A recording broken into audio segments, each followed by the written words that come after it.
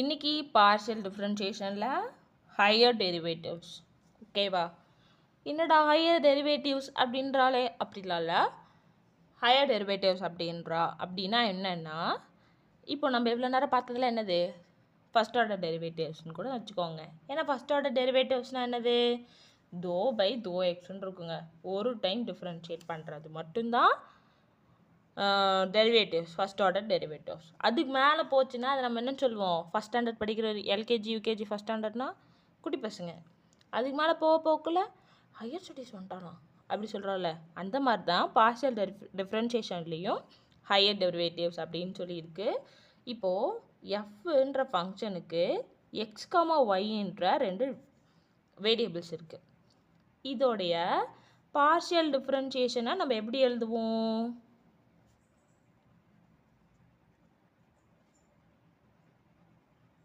பேசாமல் பிஎஃப்னு நோட் பண்ணிக்கலாம், வேணாம் கன்ஃபியூஸ் போயிடும்.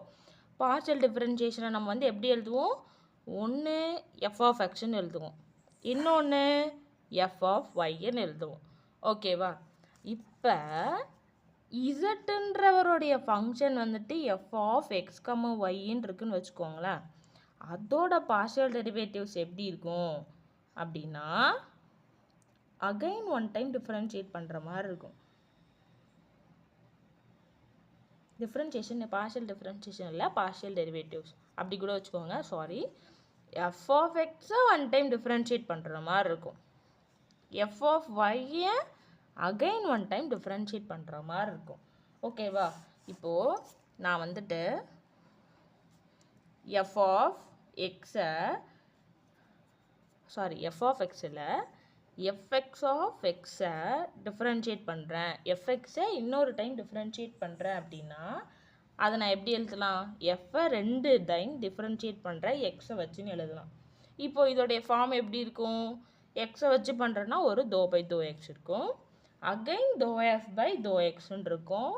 இப்போ இது எப்படி எழுதலாம், தோவையும் உள்ள மல்டிபிள் பண்ணால் தோ square f divided by two X ஸ்கொயர்னு கிடைக்கும். இந்த ஃபங்க்ஷனை நான் எப்படி எழுதலாம் அப்படின்னா, இது வந்துட்டு யாரோடையவர், இசட்டோடையவர். அப்போது தோ square z divided by two X ஸ்கொயர்னு எழுதலாம். புரியுதுங்களா. இப்போது அகெயின் எஃப் ஆஃப் எஃப்எக்ஸை ஒய்யை வச்சு டிஃப்ரென்ஷியேட் பண்ணுறேன் அப்படின்னா அதை நான் எப்படிங்க எழுதலாம், எஃப் எக்ஸு ஒய்ன்னு எழுதலாமா.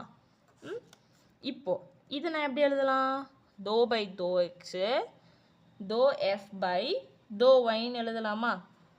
இது நான் மல்டிபிள் பண்ணால் எனக்கு என்ன கிடைக்கும், two into two square f divided by two x two Y.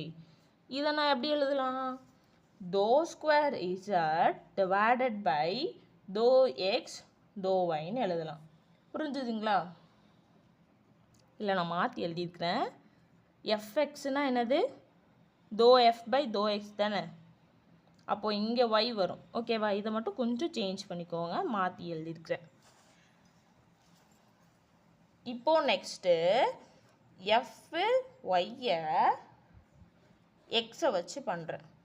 அப்போது இது எப்படி வரும், எஃப்ஒய் எக்ஸ்ன்னு கிடைக்கும்.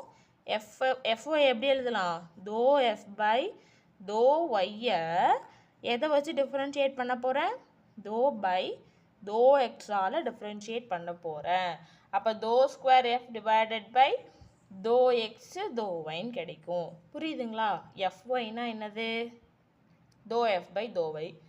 எக்ஸை வச்சு இந்த ஃபங்க்ஷனை டிஃப்ரென்ஷியேட் பண்ணுறதுனால முன்னாடி இதை போடணும். ஓகேவா. இந்த பேட்டர்ன் நீங்கள் மாற்றிக்கோங்க, இங்கே தப்பாக எழுதியிருக்கிறேன். ஏன்னா நம்ம பார்ஷியல் டிஃப்ரென்ஷியேஷனில் ஃபஸ்ட்டு எக்ஸை வச்சு பண்ணணும், தென் ஒய்யை வச்சு பண்ணணும் அப்படின்னு சொல்லி வரும். இல்லை ஒய்யை வச்சு பண்ணிவிட்டு அதுக்கப்புறம் வர்ற ஆன்சரை எக்ஸை வச்சு பண்ணணும்.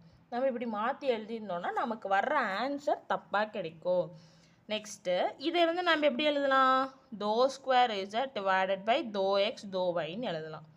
நெக்ஸ்ட்டு ஃபோர்த்து ஹையர் டெரிவேட்டிவ் எஃப்ஒய்யை ஒய்யை வச்சு டிஃப்ரென்ஷியேட் பண்ணுறேன். அப்போது எஃப்ஒய் ஒய்ன்னு கிடைக்கும்.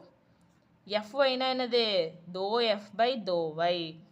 ஒய்யை வச்சு டிஃப்ரென்ஷியேட் பண்ணுறோம் பார்ஷியலாக அப்படின்னா தோ பை தோ ஒய். இதை இது பண்ணோன்னா தோ ஸ்கொயர் எஃப் டிவைடட் பை தோ ஸ்கொயர் ஒய்.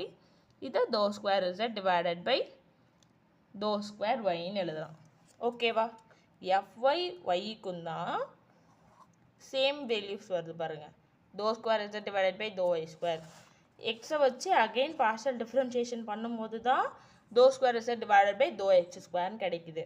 இதுவே fxஐ நான் yயை வச்சு டிஃப்ரென்ஷியேட் பண்ணனா எனக்கு ஆன்சர் என்ன கிடைக்குது? dou square z divided by yயை வச்சு டிஃப்ரென்ஷியேட் பண்ணுறோம். அப்போ ஃபஸ்ட்டு எனக்கு என்ன கிடைக்கும்? dou y divided by dou x கிடைக்கும். இதுவே எக்ஸை வச்சு டிஃப்ரென்ஷியேட் பண்ணனா dou square f divided by dou x dou y. ஓகேவா? புரியுதுங்களா? இதுதான் அந்த 4 higher derivatives formula. Important formulas தயவு செய்து படிங்க, யூஸ்ஃபுல்லாக இருக்கும். சம்ஸையும் பாருங்கள். இது பேஸ்டான சம்ஸை வந்துட்டு கொஞ்சம் தயவு செய்து ஒர்க் அவுட் பண்ணுங்கள்.